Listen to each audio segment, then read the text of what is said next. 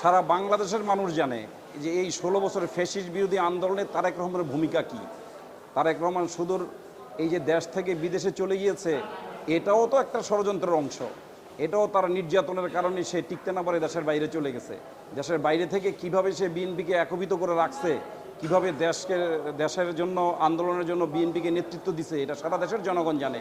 এবং এই যে ফ্যাসিস্ট বিরোধী আন্দোলন, এই যে জুলাই আগস্টের যে আন্দোলন, এই আন্দোলনের আমরা ওই মাস্টার মাইন্ড বলতে চাই না, কিন্তু এই আন্দোলনের সবচেয়ে বেগবান করার জন্য এবং আন্দোলনকে লক্ষ্যে পৌঁছায় নেওয়ার জন্য তারেক রহমানের ভূমিকাই ছিল সর্বেসর্বা, এবং উনি জাতিকে নেতৃত্ব দিয়ে এই আন্দোলনকে সফল করেছেন।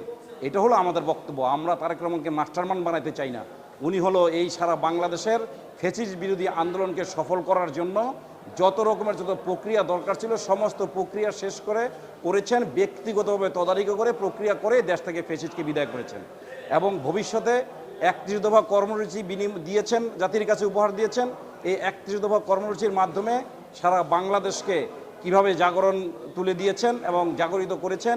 সারা বাংলাদেশের মানুষকে এই 31 দফা কর্মসূচির মাধ্যমে বাংলাদেশকে কীভাবে ভালোবাসতে হয়, বাংলাদেশকে কীভাবে উন্নয়ন করতে হবে, বাংলাদেশে কীভাবে রাজনৈতিক কালচার পরিবর্তন করতে হবে, বাংলাদেশে কীভাবে সাংস্কৃতিক কালচার পরিবর্তন করতে হবে, শিক্ষার পরিবর্তন করতে হবে, স্বাস্থ্যের পরিবর্তন করতে হবে, সকল কিছুর একত্রিত করে এই 31 দফার ভিতরে তারেক রহমান দিয়েছেন। এবং আমাদের নেতা ভবিষ্যৎ শহীদ রাষ্ট্রপতি জিয়াউর রহমানের পুত্র, সুযোগ্য পুত্র আমাদের তারেক রহমান, আমাদের নেতা, ওনার নেতৃত্বেই বাংলাদেশ এগিয়ে যাবে আগামী প্রজন্মের জন্য। এটাই হবে আমাদের পথ চলার বাহন। এই দীর্ঘদিনের রাজনীতির যে প্রেক্ষাপট বাংলাদেশের, এই প্রেক্ষাপটে আমরা যেটা দেখতে পারতেছি যে বাংলাদেশ জাতীয়তাবাদী দল বিএনপির বিরুদ্ধে যত রকমের সকল ষড়যন্ত্র, যে কীভাবে বিএনপিকে ধ্বংস করে দেওয়া যায়। এই 16 বছর ফ্যাসিস্ট আওয়ামী লীগ করছে বিএনপিকে ধ্বংস করার জন্য, কিন্তু আলহামদুলিল্লাহ বাংলাদেশের জনগণ এই দলের পক্ষে থাকার কারণে এই দলকে ধ্বংস করতে পারে নাই। আবারও এই ফ্যাসিস্ট সরকার বিদায় হওয়ার পরে এখন নতুন করে আবার ষড়যন্ত্র শুরু হয়েছে।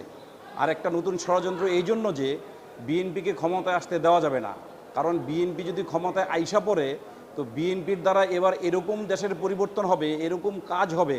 তারেক রহমানের 31 দফা কর্মসূচির ভিতরে বাংলাদেশের পুরো পরিবর্তনের সমস্ত রূপরেখা দেওয়া আছে, যে কারণে সবাই এটা ধারণা করতেছে যে এবার বিএনপি ক্ষমতায় আসলে বাংলাদেশের পরিবর্তন হবে, বাংলাদেশের রাজনীতির পরিবর্তন হবে, বাংলাদেশের সমস্ত আর্থসামাজিক উন্নয়ন হবে, যে কারণে আর ভবিষ্যতে বিএনপিকে ক্ষমতাকে সরানো অনেক কঠিন হয়ে যাবে।